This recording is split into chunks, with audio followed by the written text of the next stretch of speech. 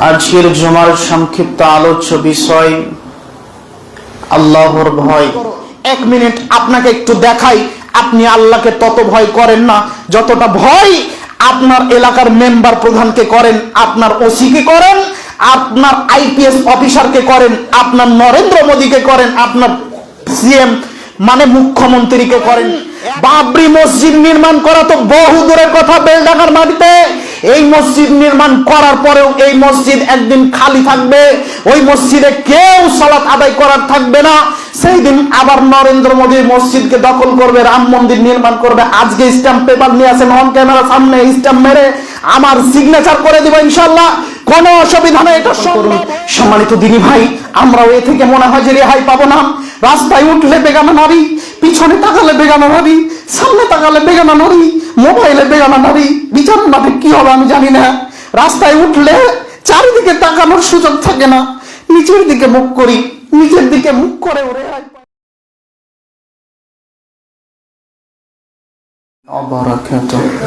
ইন্নাল হামদালিল্লাহি ওয়াহদা والصلاة والسلام على من لا نبي بعد أما بعد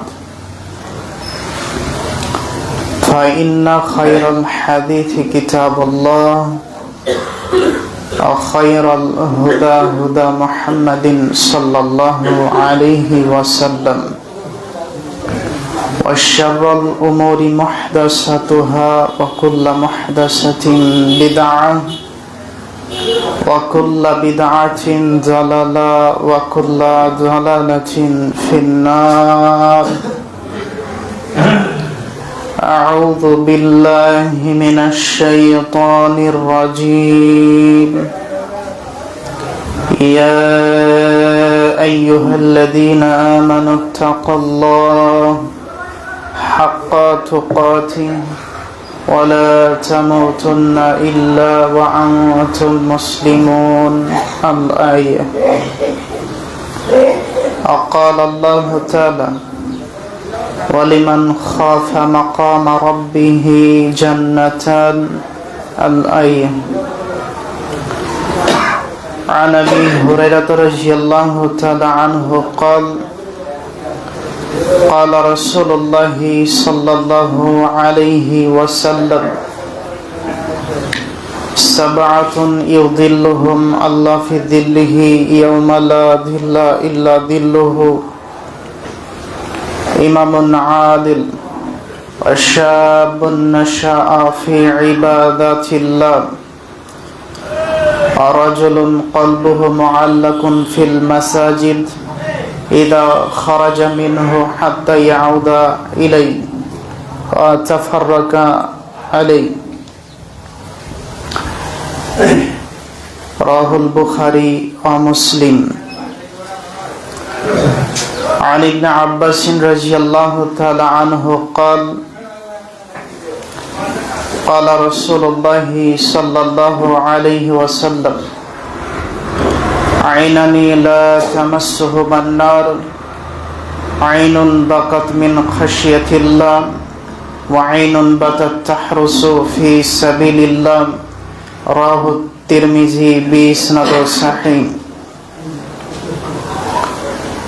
উপস্থিত পবিত্র জুমার দিনের মুসল্লি, প্রশংসা আল্লাহ তাআলার জন্য, যিনার প্রশংসা শেষ করার নয়। সংক্ষিপ্ত আকারে আমরা প্রশংসা করি, বলি আলহামদুলিল্লাহ। শান্তি অবতীর্ণ হোক আল্লাহর রাসূলের উপর সাল্লাল্লাহু আলাইহি ওয়াসাল্লাম, আল্লাহুম্মা আমিন। আজকের জুমার সংক্ষিপ্ত আলোচ্য বিষয় আল্লাহর ভয়। উল্লেখ্য বিষয়কে সম্মুখে রেখে কোরআন এবং সহিহ হাদিস থেকে এক গুরুত্বপূর্ণ তথ্যবহুল বিবরণের চেষ্টা করব ইনশাআল্লাহুল আজিজ। আমা তাওফিকি ইল্লা বিল্লাহ। আলোচনা শুরু করার পূর্বে আপনাদের সঙ্গে গুটি কয়েক কথা, তারপরে ইনশাআল্লাহ আমরা আলোচনা করব। যিনারা দেয়ালে হেলান দিয়ে আছেন, হেলান ত্যাগ করুন। এটা আল্লাহর ঘর, এটা শ্বশুর বাড়ি বা মামার বাড়ি নয়। মনোযোগ, চোখ কান খোলা রেখে 30 মিনিট আলোচনা শ্রবণ করুন। আপনার জীবন পরিবর্তন করার জন্য বহুদূর থেকে উপস্থিত হয়েছে এখানে। আর বক্তব্য শুনে সবাইকে ভালো লাগবে এই কথা আমি বলি না। বক্তব্য শুনে কেউ জ্বলবেন, কারো গায়ে লাগবে, কেউ বলবেন বাপের বেটা খুব বলে গেল, কেউ বলবেন যে খুব খারাপ লাগলো। মনে রাখা ভালো হবে যে আপনার সাথে আমার ব্যক্তিগত কোনো সম্পর্ক খারাপ নেই। আপনার জমি আমি মেরে খেয়েছি তাই আপনাকে বেশি বলছি, বা আপনি আমার জমি নিয়ে নিয়েছেন তাই আপনাকে বেশি বলছি, এমনটা নয়। এই মেম্বারে দাঁড়িয়েছি হক কথা বলার জন্য। আপনি আমার পাশে থাকলেও বলবো, আপনি আমার পিঠে লাঠি মারলেও বলবো, যাই করেন না কেন। এখানে আমি দাঁড়িয়ে মিথ্যা কথা বলার জন্য আসিনি, নিজের স্বার্থে আসিনি। আল্লাহকে সন্তুষ্ট করার জন্য এসেছি, আপনাকে সন্তুষ্ট করার জন্য আমি আসিনি। কাজেই আপনার উপকারের জন্য যে কথাগুলো বলবো, শোনার পরে আমল করার চেষ্টা করবেন ইনশাআল্লাহ। আমি কাউকে ভয় করে কথা বলি না। আজকে কথা বলার পরে আমাকে মারবে এই কথাই আমার মাথায় আছে। যুগ যুগ ধরে যারা হকের পথে ছিল তাদেরকে মানুষ পিটিয়েছে, তাদেরকে মানুষ মেরেছে, এ কথা ইতিহাস বলে। কাজে আমি মারের ভয় করি না। সম্মানিত উপস্থিতি, বলছিলাম আমাদের সমাজে আসু প্রয়োজন আল্লাহ ভীতি বা আল্লাহর ভয়। মানুষ যদি তাহাজ্জুদ পড়ে, মানুষ যদি হজ করে আসে, মানুষ যদি দামি থেকে দামি ইবাদত করে, তার মধ্যে যদি আল্লাহর ভয় না থাকে তাহলে তার দ্বারা পাপ সংঘটিত হয়ে যাবে। 20 কোটি টাকা দিয়ে যদি একটা গাড়ি ক্রয় করেন, গাড়ির সব আছে, ব্রেক নেই, ওই গাড়িতে কেউ চাপবে? কেউ চাপবে না। কেননা ব্রেক এমন একটা জিনিস যা আপনার বিপদের সময় রক্ষা করে। অনুরূপভাবে মানব জাতির জীবনে আল্লাহর ভয় এমনই একটি জিনিস, যখনই পাপ দেখবে তখনই আল্লাহর ভয় তাকে রুখে দিবে। এতটুকু মাথায় ঢুকেছে না? আল্লাহর ভয় যার অন্তরে থাকবে, পৃথিবীর কোন প্রান্তে গিয়ে সেই পাপে লিপ্ত হতে পারে না। আল্লাহর ভয় যদি মানুষের অন্তরে থাকে তাহলে মানুষ কোনো সময় পাপে লিপ্ত হতে পারে না। আল্লাহকে ভয় করব কিভাবে? আল্লাহর ভয় অন্তরে নিয়ে আসবো কিভাবে? ফর্মুলা কি? আমি আপনাকে বলে যাচ্ছি যে আপনাদের এই গ্রামে ধরে নেন কয়েক শত সিসিটিভি ক্যামেরা বসানো হলো। এরপরে যে মানুষ চুরি করতো রাতে, ওই মানুষ আর চুরি করবে না। যে মানুষ অন্যায়ে লিপ্ত ছিল, জেনায় লিপ্ত ছিল, সেই মানুষ আর জেনায় লিপ্ত হবে না। কেন? সিসিটিভি ক্যামেরা ভিড়ানো রয়েছে। থানার ওসি এসে সিসিটিভি ক্যামেরা দেখলে আমার অন্যায় ফাঁস হয়ে যাবে। অনুরূপ ভাবে আল্লাহ তাআলা সারা পৃথিবীর মাটিতে মানুষের সাথেই রেখে দিয়েছেন সিসিটিভি ক্যামেরা। যেই চোখ দিয়ে জেনা করছেন, এই চোখ বিচারের মাঠে বলে দিবে আল্লাহ এই চোখ দিয়ে জেনা করেছে। যেই হাত দিয়ে চুরি করছেন, এই হাত বিচারের মাঠে সাক্ষী দিয়ে বলবে আল্লাহ এই হাত দিয়ে চুরি করেছে। যেই পা দিয়ে হেঁটে চলেছেন মানুষের অন্যায় করার জন্য, ওই পা বলে দিবে আমাকে দিয়ে হাঁটিয়ে নিয়ে গেছে এই বান্দা। সেই দিন রক্ষা থাকবে না, সেই দিন জল জল করে দেখানো হবে। সেই দিন সিসিটিভির ফুটেজ জল জল করে আপনার সম্মুখে তুলে ধরা হবে। যা সেই দিন ছোটখাটো বড় বিষয় কোনো বিষয় ছাড় থাকবে না, সব বিষয় দেখানো হবে। সেই দিন আপনি আশ্চর্য হয়ে যাবেন। আপনি বলবেন এ আবার কেমন কিতাব, এ আবার কেমন বই, যা ছোট করেছিলাম, যা খুবই অল্প করেছিলাম তাও লিপিবদ্ধ আছে, যা বড় করেছিলাম তাও লিপিবদ্ধ আছে। এটা কেমন কিতাব? আপনার সিসিটিভির মেমোরি ফেল হতে পারে, কিন্তু আল্লাহর মেমোরি ফেল হবে না। মনে রাখবেন, এই মেমোরি এমনই মেমোরি যে যা করছেন সব রেকর্ডিং থাকছে, বিচারের মাঠে আপনাকে দেখা হবে। তাই তো আমি বলে আছি, আজকেও বলে যাচ্ছি, মানুষ যতটা থানার ওসিকে ভয় করে, মানুষ যতটা আইসিকে ভয় করে, মানুষ যতটা এসপিকে ভয় করে, মানুষ যতটা প্রধানমন্ত্রীকে ভয় করে, ওয়াল্লাহে আল্লাহর কসম, ওয়াল্লাহে আল্লাহর কসম, মানুষ ততটা আল্লাহকে ভয় করে না। যদি আল্লাহকে ভয় করত, তাহলে মানুষের মাঝে এত হানাহানি মারামারি থাকতো না, এত ফাটাফাটি থাকতো না, এত চুরি ডাকাতি থাকতো না, এত জেনা থাকতো না। আরো একটু বলে যাই, সম্মানিত উপস্থিতি, মানুষের মাঝে যদি আল্লাহর ভয় থাকে, তাহলে এই বেলডাঙ্গার থানার যারা দায়িত্ববান রয়েছে, তার মানে পুলিশ অফিসাররা, এরা আর রাতে ডিউটি করতো না। কেন? মানুষ যখন আল্লাহকে ভয় করেছে, তখন তার দ্বারা আর পাপ সংঘটিত হতে পারে না, অন্যায় হতে পারে না। অন্যায় যদি না হবে, তাহলে থানার ওসি রাত্রিবেলা কেন টহল মারবে? টহল মারার প্রয়োজন হবে না।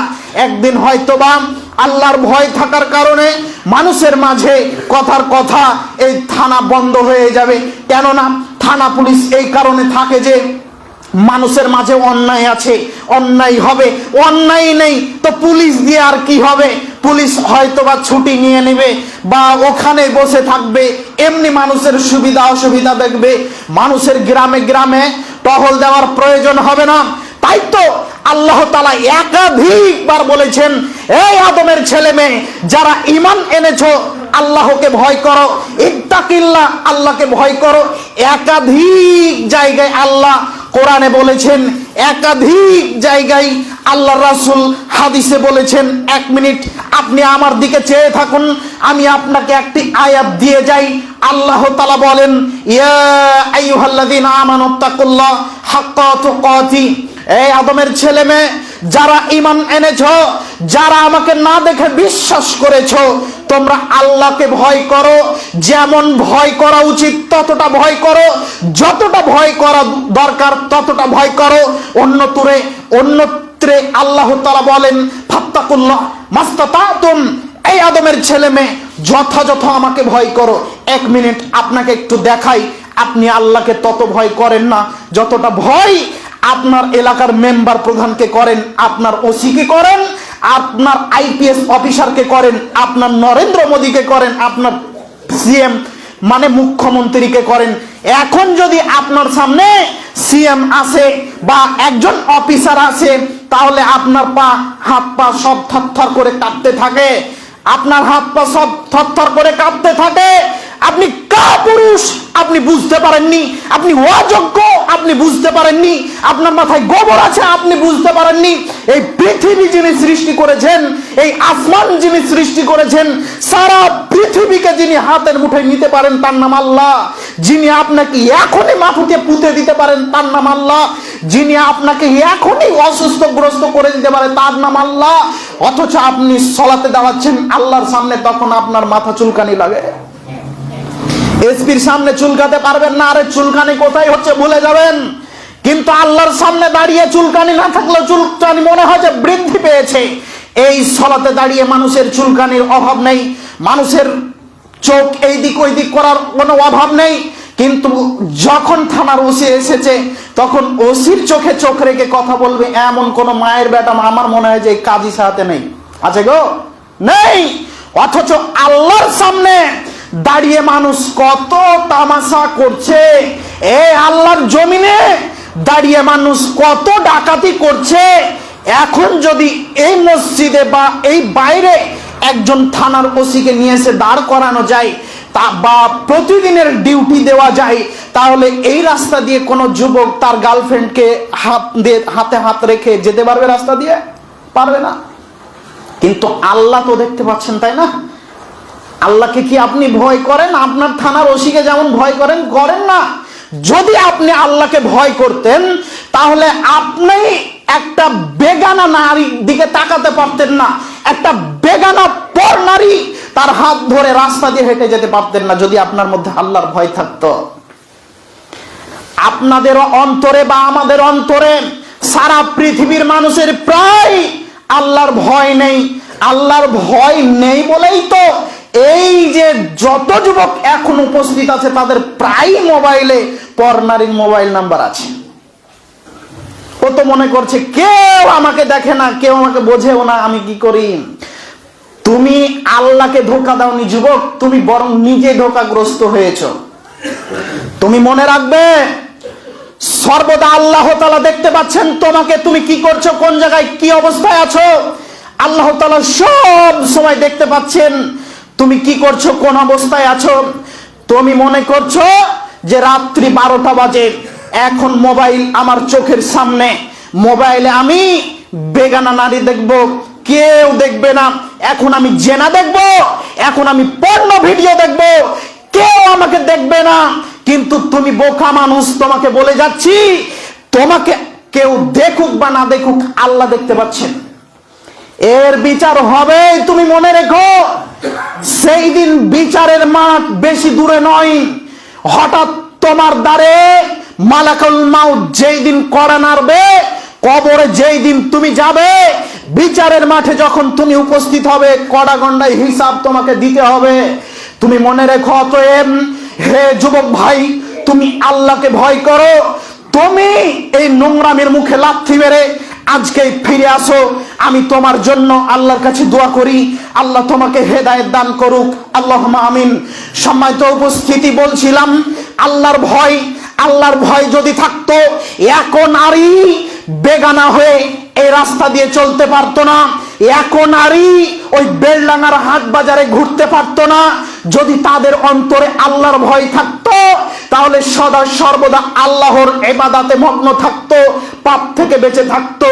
আরো একটু বলে যাই, আল্লাহর ভয় কত গুরুত্বপূর্ণ।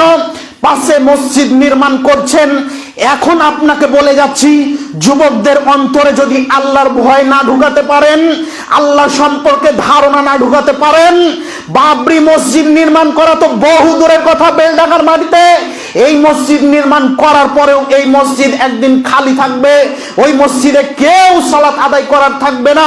সেই দিন আবার নরেন্দ্র মোদীর মসজিদকে দখল করবে, রাম মন্দির নির্মাণ করবে। আজকে স্ট্যাম্প পেপার নিয়ে আসেন, অন ক্যামেরা সামনে স্ট্যাম্প মেরে আমার সিগনেচার করে দিব ইনশাআল্লাহ, কোনো অসুবিধা নেই, এটা সম্ভব হয়ে যাবে। কিন্তু যদি জাতির অন্তরে আল্লাহর ভয় ঢুকাতে পারি, আল্লাহ সম্পর্কে ধারণা ঢুকাতে পারি, তাহলে আপনি মসজিদ না করেন দুনিয়াতে, তারপরেও বাগানে সবাই জামাতবদ্ধ হয়ে সালাত আদায় করে দিবে, এতে কোনো সন্দেহ নেই।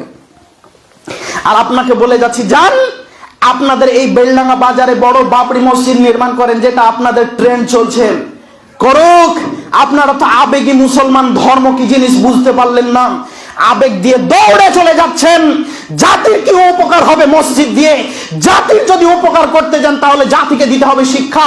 এই জাতির যদি উপকার করতে যান তাহলে এই জাতিকে দিতে হবে আল্লাহর ভয়।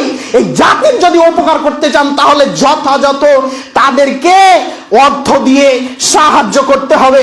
বলেন আপনার কোন নেতা এমন কাজ করে? বললেই তো গর্দান যাবে, নেন গর্দান, বড় জোর মৃত্যু হবে, এর বেশি কিছু নয়। বিচারের মাঠে আল্লাহ আপনাকে ছেড়ে দিবে না। আপনার একজন নেতা যে শিক্ষা খাচ্ছে, একজন ধর্মকে অস্ত্র করে জাতির মুখে লাথি মারতে আছে, সবসময় আপনারা বুঝতে পারছেন না। আমি আপনাকে বলে যাচ্ছি, এই জাতির যদি কল্যাণ চান, জাতির মধ্য থেকে যদি অন্যায় বিলুপ্ত করতে চান, দুটো জিনিস প্রয়োজন, এক শিক্ষা, দুই আল্লাহর ভয়। মনে থাকবে না ইনশাআল্লাহ? এই দুটো জিনিস থাকলে জাতির উপকার হবেই হবে, এতে কোনো সন্দেহ নেই। আর যদি 3 তলা 4 তলা মসজিদ করে দেন, জাতির উপকার হবে না। অযোগ্য কমিটি করেছেন, বলতেও বড় কষ্ট হয়, বলতেও বড় খারাপ লাগে। আরে অযোগ্য কমিটি এই মসজিদের সমাজের উন্নতি বুঝলো না গো। এ হারাম টাকা নিয়ে, মদঘরের টাকা নিয়ে, যে কোনো মূল্যে, সুদঘরের টাকা নিয়ে যে কোনো মূল্যে মসজিদে মার্বেল টালি বসিয়ে জনগণের সামনে নাম ফুটাতে পারলে বাপের নাম, এরা এই মনে করে। অথচ আমি বলে যাচ্ছি, এই জাতির যদি কল্যাণ চান, এই জাতিকে যদি সামনে এগিয়ে নিয়ে যেতে চান, তাহলে সবাইকে কোরআন মাজিদের শিক্ষা দেন, সবাইকে হাদিসের শিক্ষা দেন। এই মসজিদ যদি নরেন্দ্র মোদী সহ তার গোষ্ঠী সবাই এসে এই মসজিদকে মিসমার করে দেয়, তারপরেও এই মানুষগুলো সালাত আদায় করবে। আর আপনি যদি এই মসজিদ নির্মাণ করে রাখেন আর জাতির অন্তরে যদি শিক্ষা না থাকে, কোরআন মাজিদের শিক্ষা, হাদিসের শিক্ষা না থাকে, আজকে বর্তমান সময়ে যেমন 98 যুবক যুবতী সালাত আদায় করে না, আগামী দিনে এটা হবে 100%, তখন মসজিদে কেউ থাকবে না। দেখেন না কত যুবক রাস্তা দিয়ে হেঁটে যাচ্ছে, কেউ সালাত আদায় করে না। দেখেন না, চোখে পড়ে না? চোখে তো কেউ অন্ধ নয়, কারো চোখে ছানি পড়েছে তাও নয়। গ্রামের সবাইকে অন্ধ, ইমাম সাহেবও অন্ধ, এই গ্রামের সর্দার সাহেব অন্ধ, ওর বাপও অন্ধ, ওর মাও অন্ধ, কেউ দেখে না? দেখতে পায় না নাকি? দেখতে পাই, কিন্তু তাদের মাঝে যে আসল কি শিক্ষা, সেই শিক্ষা তো আপনি দিতে পারলেন না। আপনি বাপ কাকে বলে এটাও তো আপনি বুঝতে পারলেন না। বলতে গেলে তো সময়ের প্রয়োজন। সম্মানিত দিনী ভাই, সংক্ষিপ্ত আকারে যে কথা বললাম আমল করার চেষ্টা করবেন ইনশাল্লাহ।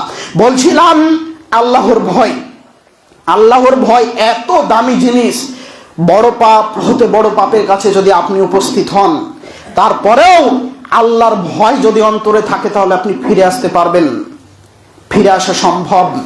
1 মিনিট, 3 জন মানুষ রাস্তা দিয়ে পথ চলছে, বহু আগের ঘটনা, কিতাবুল মাগাজি রাহুল বুখারীতে বর্ণনা হচ্ছে। তো 3 জন মানুষ হাঁটতে হাঁটতে হঠাৎ বৃষ্টি শুরু হলো, একটা পাহাড়ের গুহায় ঢুকে পড়লো, বৃষ্টি থেকে বাঁচতে হবে। তো পাহাড় থেকে একটা পাথর নেমে, পাথর পড়ে গেটে এসে গেটটা বন্ধ করে দিল, পথ অবরোধ হয়ে গেল। এখন 3 জনে বলছে বাঁচা যায় কিভাবে, কিভাবে বের হওয়া যায়। তখন 3 জনের একজন বলছে, আচ্ছা বাঁচা যাবে, তোমরা কে কি ভালো কাজ করেছো আল্লাহকে সন্তুষ্ট করার জন্য বলো তো। এর ওসিলা করে আল্লাহকে বলো যে রিহাই পাওয়ার জন্য, আল্লাহকে বলো যে মুক্তির জন্য, আল্লাহ তুমি আমাদেরকে মুক্তি দাও। তখন 3 জনের দ্বিতীয় জন বলছে, যদিও লম্বা হাদিস বলার সময় পাবো না, সময় শেষ, 5 মিনিট সময় নিয়ে আপনাদেরকে বিষয়টা স্পষ্ট করব, অন্তত পক্ষে কিছুটা সময়, যত বেশি নেই। সম্মানিত উপস্থিতি, বলছিলাম যে 3 জনের 2 জন বলছে, মানে দ্বিতীয় জন বলছে যে আজকে তো মুক্তি পেতেই হবে, তা আমার জীবনে ভালো কি কাজ আছে যা আমি স্মরণ করব, আল্লাহকে বলবো, তার দ্বারা আমাকে মুক্তি করে দিবে।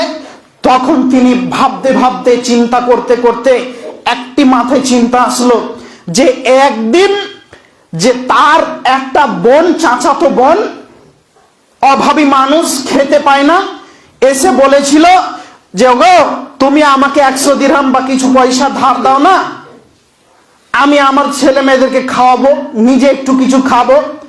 তখন ওই লোকটা বলেছিল তোমাকে অর্থ দিতে আমি রাজি, তোমাকে অর্থ দিতে আমি রাজি, কোনো অসুবিধা নেই, তবে তোমাকে আমার সাথে জেনায় লিপ্ত হবে, তোমাকে আমার সাথে জেনায় লিপ্ত হতে হবে। এ কথা পুরুষটা বললো, যে মানুষটা আটকা পড়েছে মহিলাকে বলছে।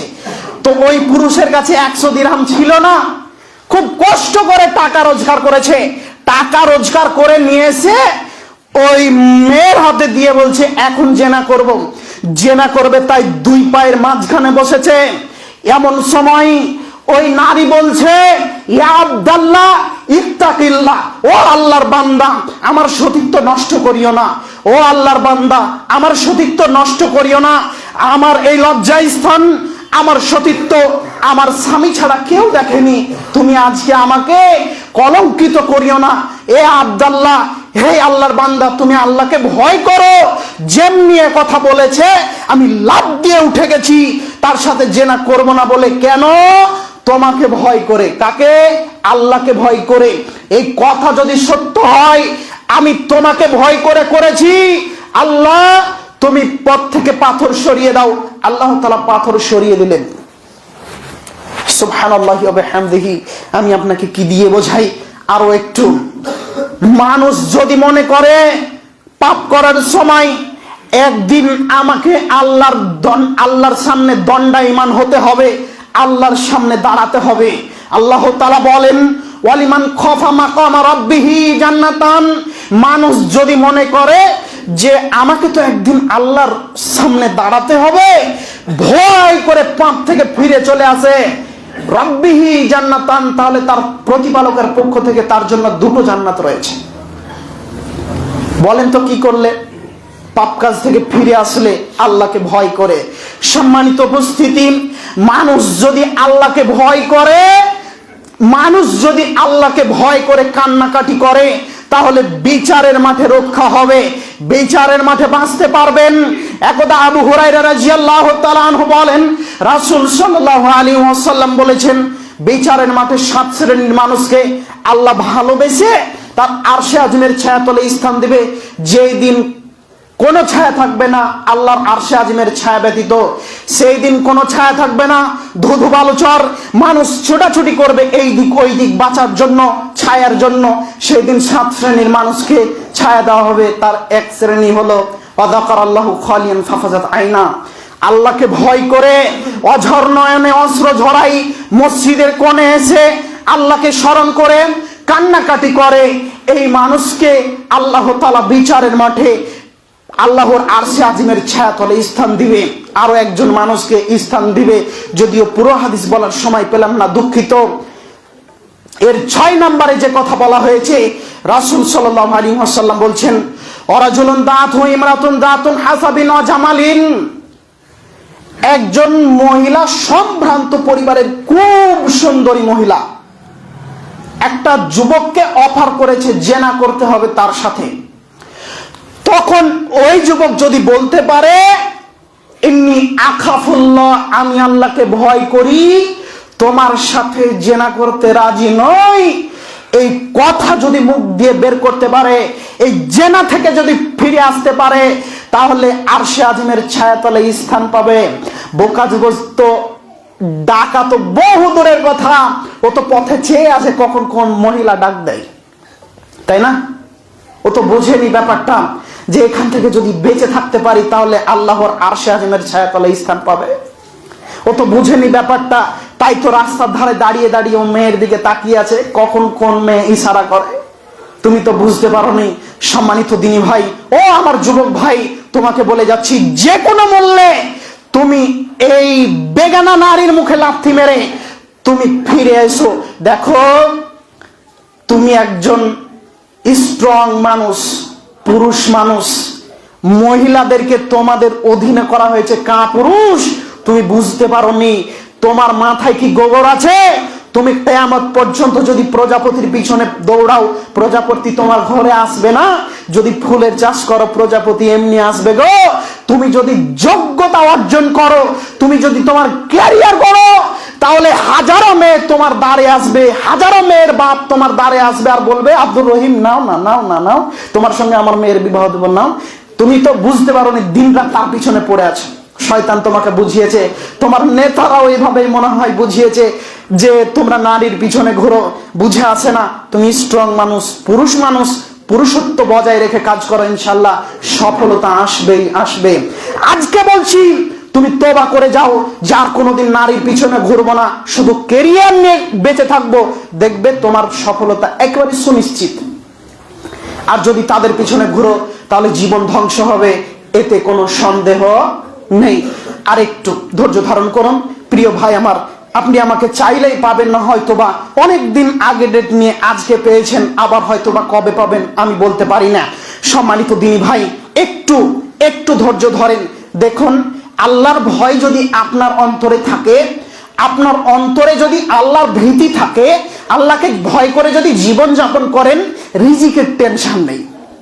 আল্লাহ বলছেন, ওমাই ইয়াত্তাকিল্লাহ ইয়াজআল লাহু মাখরাজা, পৃথিবীর মানুষ যদি আমাকে ভয় করে জীবন যাপন করে, আমাকে ভয় করে যদি পৃথিবীতে বিচরণ করে, তাহলে যখন সে বিপদে পড়বে আমি তাকে রক্ষা করব।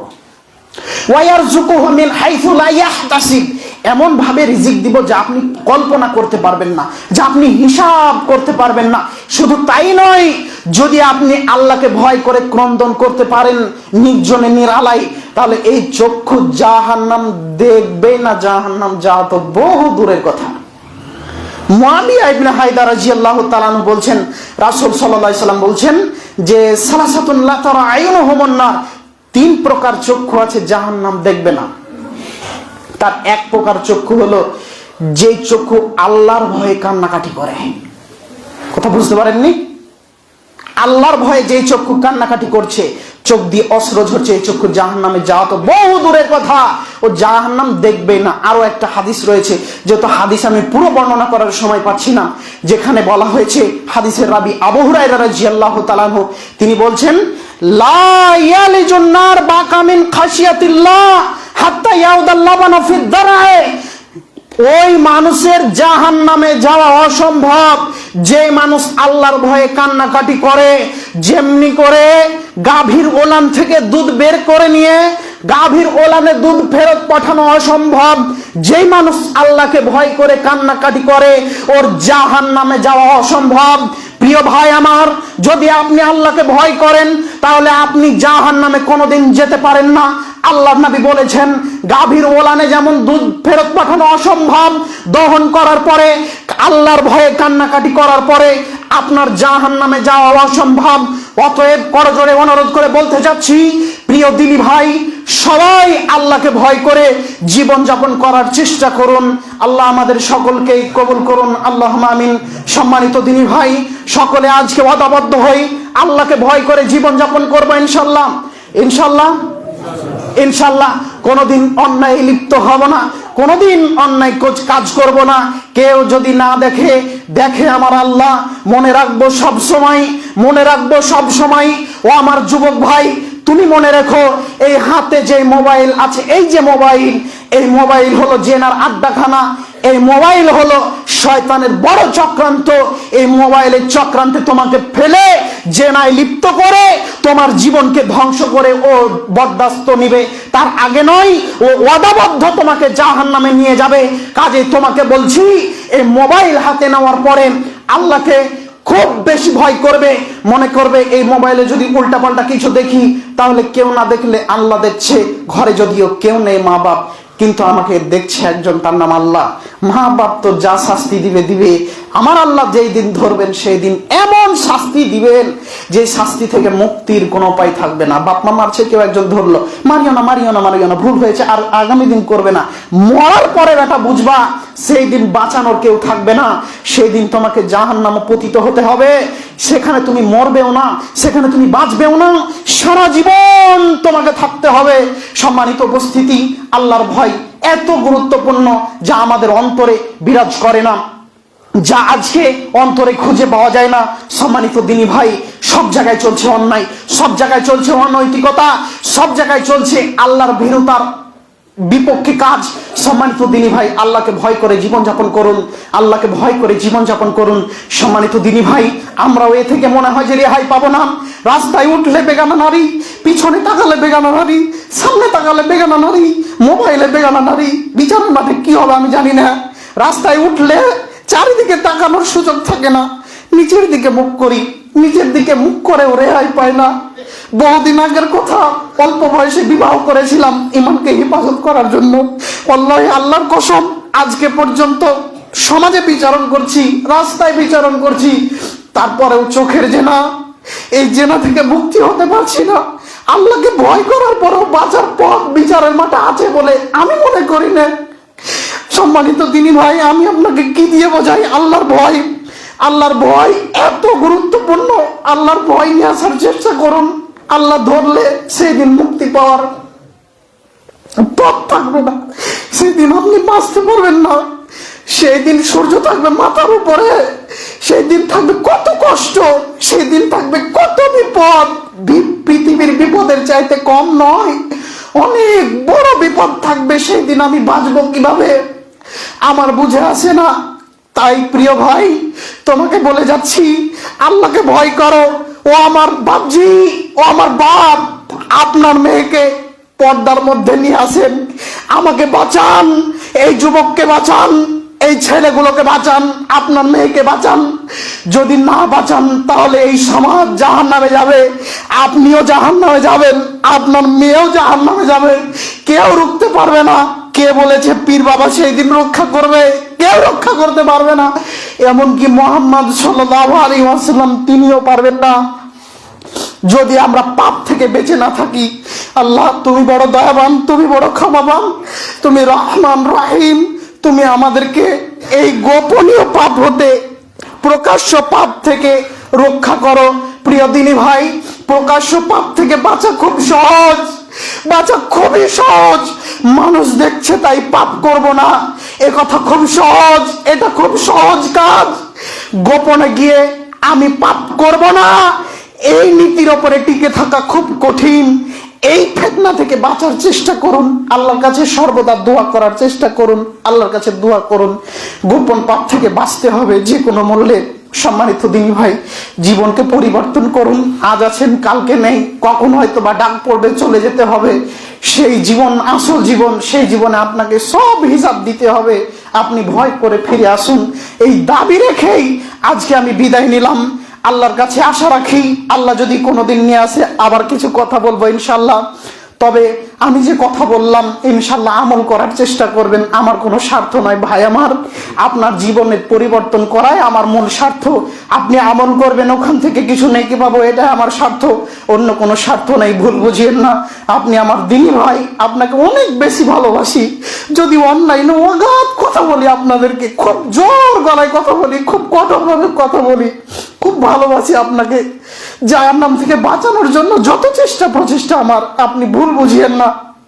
আপনাকে কোনো কথাই হয়তো কষ্ট দিয়েছি, কিন্তু কষ্ট আমি স্বার্থের জন্য দিইনি, আপনাকে বাঁচানোর জন্য দিয়েছি। ভুল বুঝিয়েন না, আপনি আমাকে ক্ষমার দৃষ্টিতে দেখবেন। এই আশা রাখি আপনার কাছে, এই দাবি রাখি আপনার কাছে। আল্লাহ তুমি আমাদের সকলকে কবুল করো, আল্লাহুম্মা আমিন।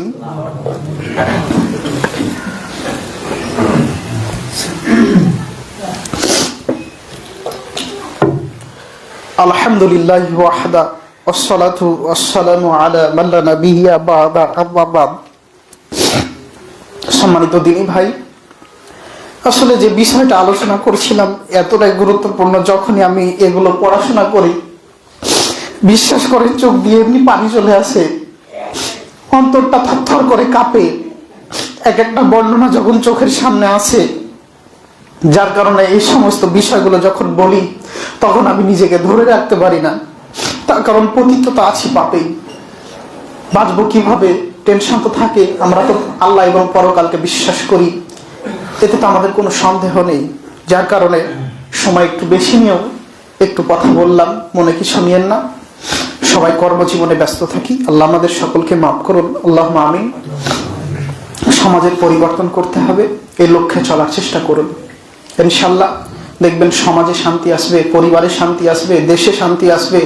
আপনার আদর্শ দেখে অমুসলিমরা পরিবর্তন হবে। আল্লাহ রাসূলের আদর্শ জীবনে বাস্তবায়ন করুন। আল্লাহ তুমি আমাদের সকলকে কবুল করো, আল্লাহুম্মা আমিন। আখির দাওয়ানা আলহামদুলিল্লাহি রাব্বিল আলামিন। সুবহানাকা আল্লাহুম্মা বিহামদিকা আশহাদু আল্লা ইলাহা ইল্লা আনতা আস্তাগফিরুকা ওয়া আতুবু ইলাইক। আসসালামু আলাইকুম ওয়া রাহমাতুল্লাহি ওয়া বারাকাতুহু।